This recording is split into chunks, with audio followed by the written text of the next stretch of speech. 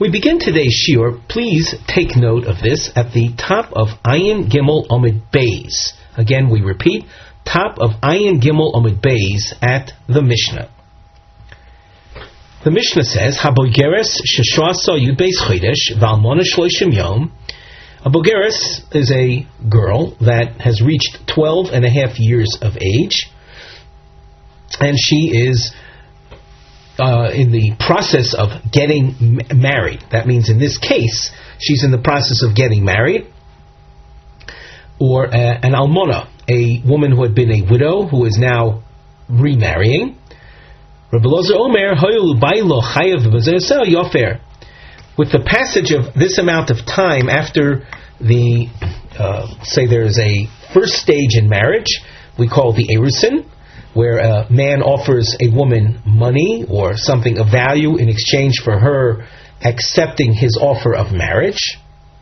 And after they enter erusin, there's a period of time from which, or I should say a point in time, that the husband says, you know, I want to now consummate our marriage. That's what you see in the before Mishetov, he seeks her out. So that after he was ma'aris her, he then seeks her to consummate their marriage. From that point, there is time that we allot to the couple to get their matters together, to get their finances together in order to enter a married life.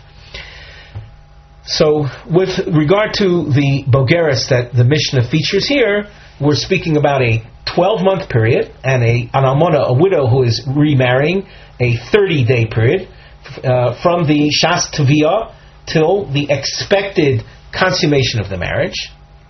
Let us say that time frame, that time allotment lapses, and the husband, for whatever reason, doesn't actually consummate the marriage.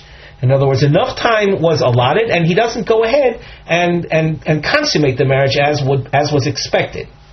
So at that point, the husband, even though they're not living together as husband and wife in the full sense of the idea, he is obligated to support her. And if he is a Kohen, and she is coming from a non-Kohen family, she will then start eating truma. This is, of course, something that we'll see in the Gemara, and it's actually something that went through a change over history. But for our purposes, we're trying to simply illustrate this idea of the passage of the allotted time, resulting in the husband now being obligated to support the wife. So Rabbi Eliezer says, Rabbi Eliezer Omer, since the husband who had entered the first stage of marriage and simply was waiting to consummate the marriage, but with this passage of allotted time, he is obligated to support her, and as a result of his obligation to support her, he also has the power to annul her vows. A husband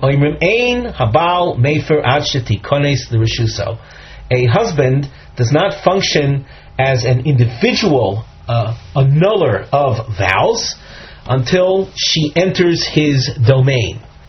I mentioned the husband as an individual. This is in contrast to previous sugyas that we saw, which dealt with a naro hamurasa, that where the husband and father work as a partnership in annulling vows. Here we're not talking about a na'ara. We're talking about a girl who's already more than 12 and a half years of age. Hence, this is a new topic for us.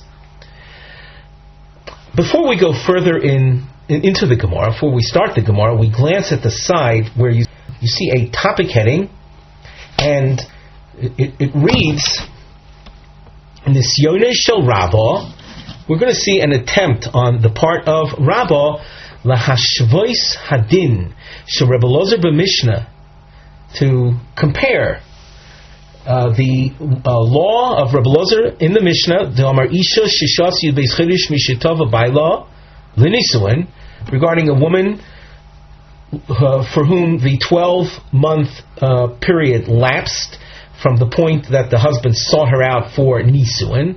Habal yochel lahofir nedarel kedin nisua.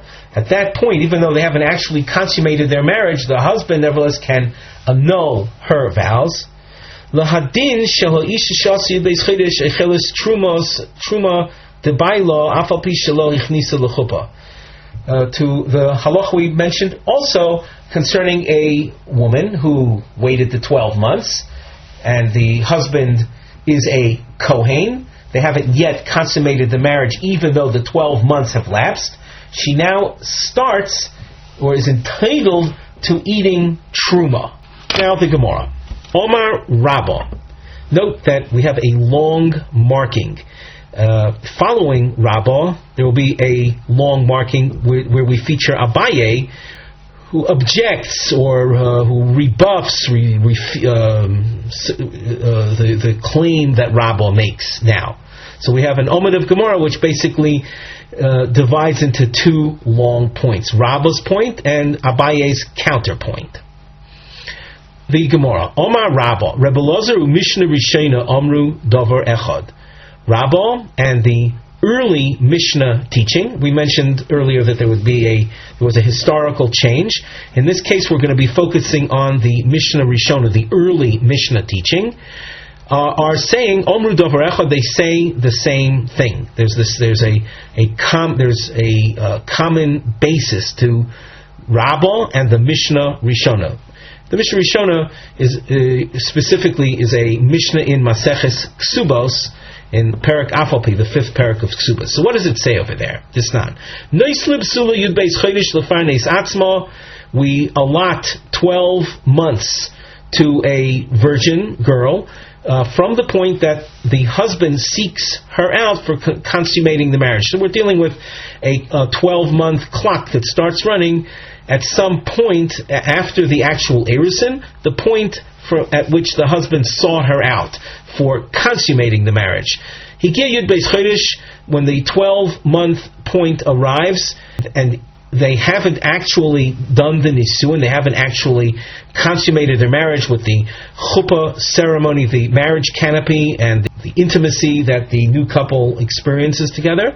So the 12-month mark arrived and they didn't consummate their marriage. She is entitled, nevertheless, to eat or to be supported by him, and if he is a Kohen, she is now entitled to eat from truma as the wife of a Kohen. We have a bracketed section, and if you skip the brackets momentarily, you see it says Zu Mishnah Rishona. This is the early Mishnah teaching. So this seems to be similar to what we saw in our Mishnah, namely Rebbe Eliezer in our Mishnah that said with the passage of 12 months, the husband is obligated to support her, thereby giving him the rights to annul the vows. Now let's go over the bracketed section. The reason we have this in brackets is that what's in this section isn't directly related to we'll say the goal of the Gemara, the point of the Gemara.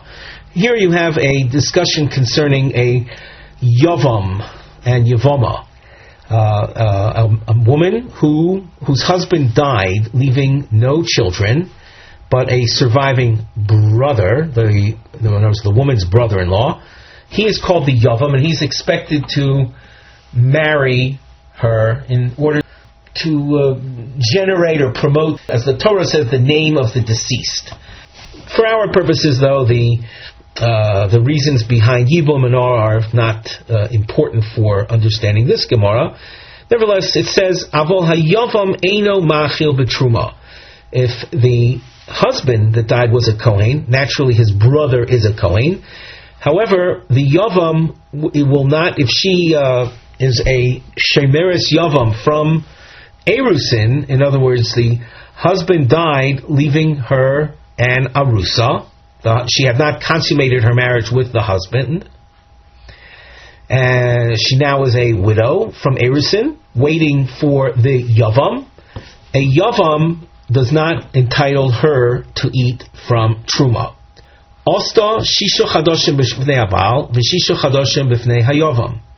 she was with the husband for 6 months.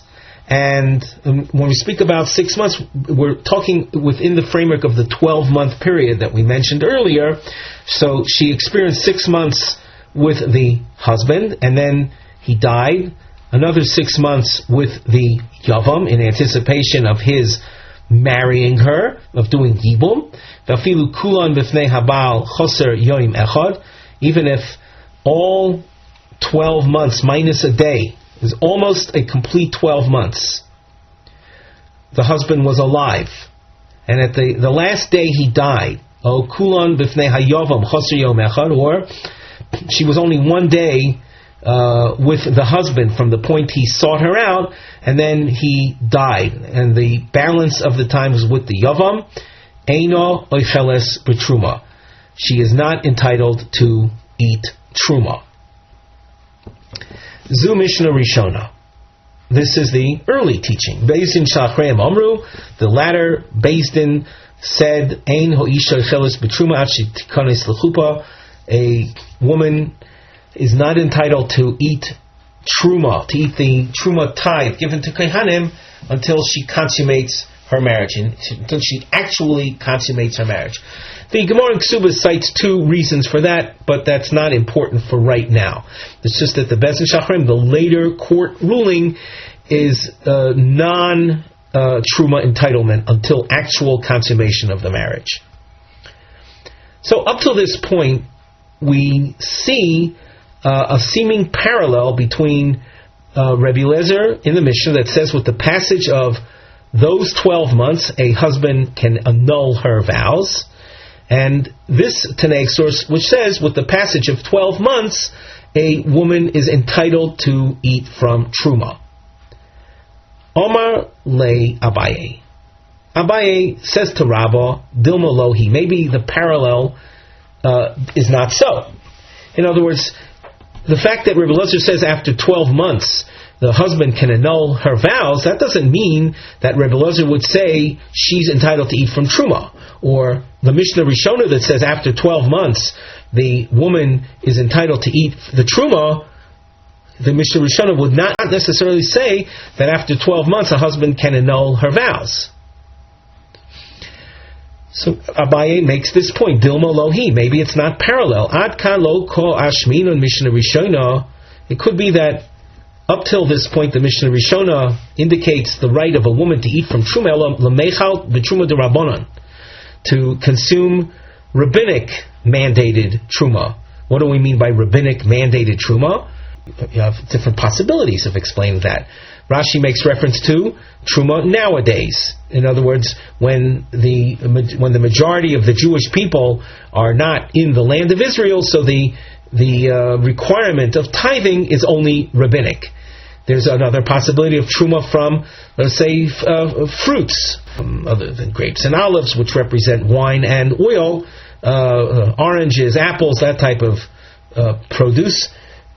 Requires tithing, but only on a rabbinic level. So we'll say the allowance of eating truma, as far as the Mishnah Rishona is concerned, is limited to the low level truma entitlement, truma d'Rabbanan, rabbinic truma. Avol Nedarim d'Oraisa, but as far as annulling vows, which is a Torah level consideration, a Torah empowerment. Maybe according to the Mishnah Rishona, the mere fact that she was waiting 12 months for consummation of marriage does not give the husband the right to annul vows. That's already a d'oraisa level empowerment, a Torah level empowerment, and that's not achieved by the mere passage of 12 months. V'ad kan lo shamis leil Rabbi Eliezer elo gabi nedarim.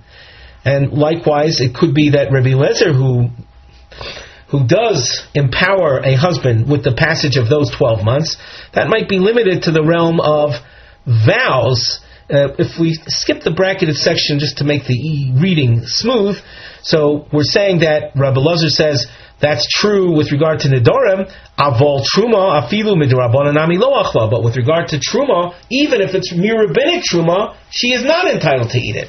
So now the question is, what is so lenient about vow annulment that Rabbi Eliezer would say that we will entitle the husband to do, and not entitle the consumption of Truma on the part of the wife after 12 months, even if it's merely Truma D'Rabbanan. So that's revealed within the brackets. The Gemara had said that it could be that Rebbe Elezer's leniency is limited to Nedarim, and we read the bracketed section, Kidder of Pinchas Mishmei the Rava, like Rav Pinchas says in the name of Rava, the Omar Kol HaNoderes Al Das Bailo Hi Noderes, that women, when they married women, that is, when they vow with a type of understood stipulation that the husband would approve of the vow.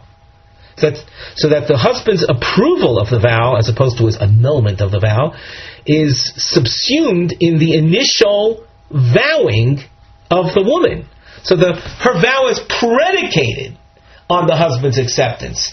If the husband objects to it, it's as if there was no vow from the very outset. That's why it's easy to envision, or it's easy to empower the husband to annul the vow. Because it's, as we said, it's as if the vow isn't even there to begin with when you see him objecting to it. So that even though it's a Torah level annulment, nevertheless it's an annulment of a vow that really wasn't strong to begin with. Just to restate what might be obvious, that is that this idea of a woman vowing with the assumed approval of her husband, this is true only when he is a man that is actually supporting her. That's why Rebbe Eliezer said what he said only after the 12 months, a point at which time he is now supporting her. So the woman figures, here's a man that's supporting me, and therefore when I vow, I'm doing so only if he were to approve of it. After all, he is supporting me.